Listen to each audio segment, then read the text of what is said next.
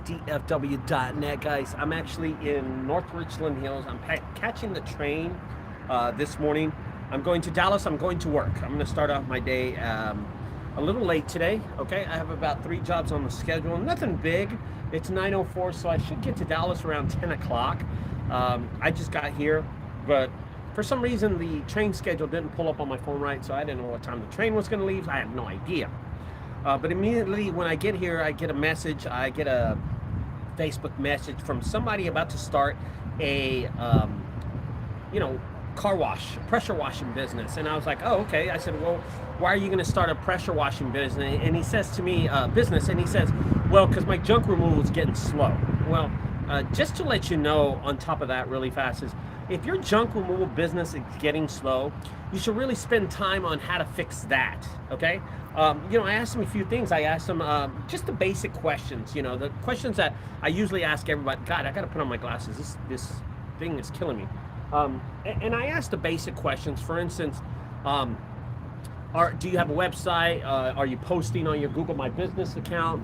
Are you posting on your social media? Do you have a YouTube channel? How often are you putting content out there? And most of the questions that he asked me surprisingly were no, and no, I haven't, and it's been a while. So at that point, I knew that he's not doing the best effort. So the amount of effort that he's going to put into his junk removal service is the amount of effort that he's probably going to put into this pressure washing business that he's thinking of starting. Listen, guys, if you've been doing this for about 1 to 2 to 3 years, 1 to 3 years, and you're thinking of adding a new business, you want to add a new business to make more money. I don't know if you want to be in construction, remodeling, if you're going to be a roofer now, if you're going to do pest control, termite control, yard, if you're going to be a landscaper.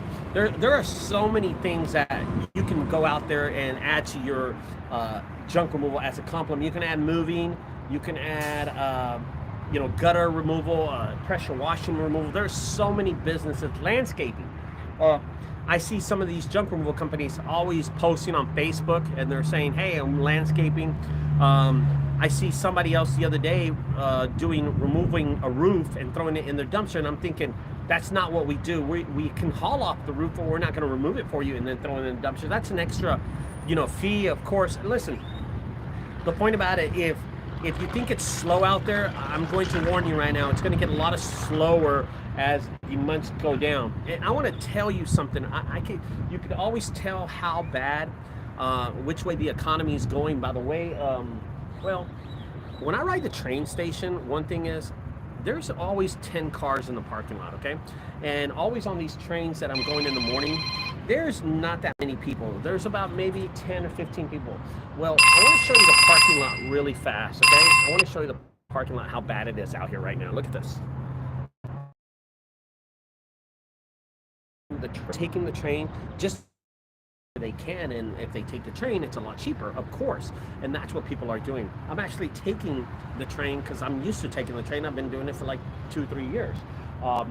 So I did this before COVID. I'm doing it after COVID, and now that the economy is getting slow, I guess people are jumping on the fact that the train is a lot cheaper. It is a lot cheaper because I'll ride it down to Dallas for $2.50. My point is this.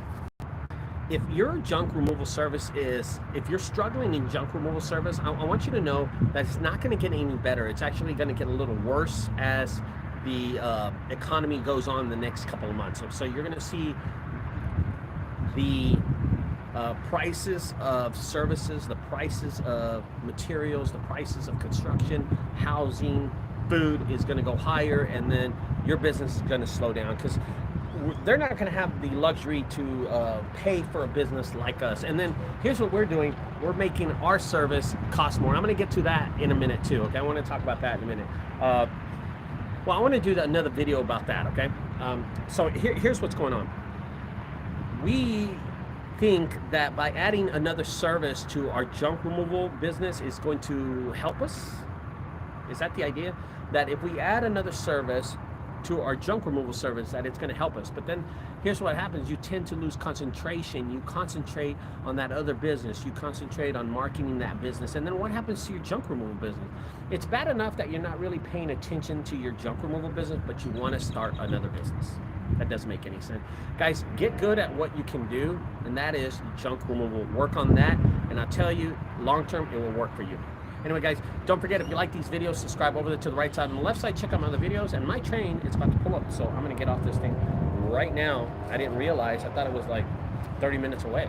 I had no idea. Check it out. Here it is.